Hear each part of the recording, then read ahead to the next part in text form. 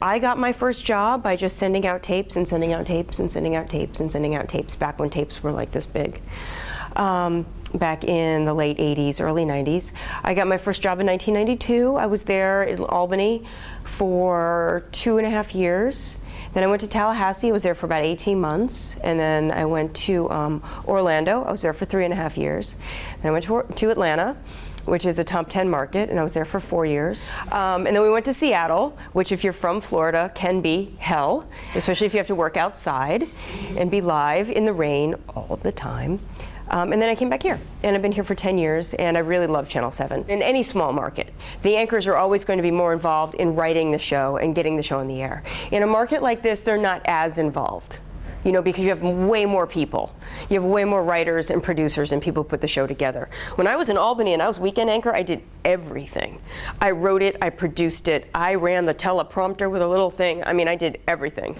If you want to be a reporter, I think almost now with this, in this day and age, at the risk of sounding really old, I think it's almost necessary to learn how to be a one-man band.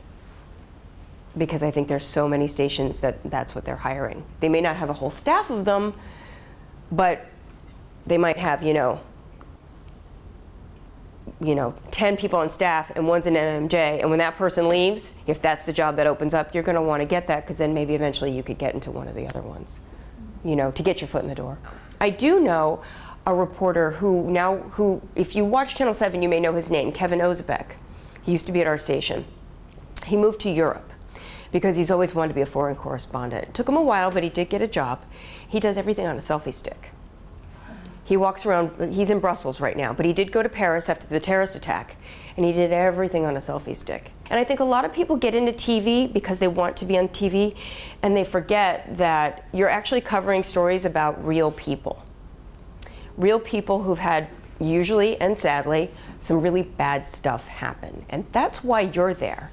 And you're not there to be on TV, and you're not there to be a celebrity, and you're not there to be a star. And unfortunately, in the last 20-something years I've been doing this, you run into a lot of people like that, and I want to be an anchor. Really, you want to be an anchor? Why? Because you want to be on TV. That's the only reason you want to be an anchor. Because if you really were interested in journalism, you'd be interested in covering people.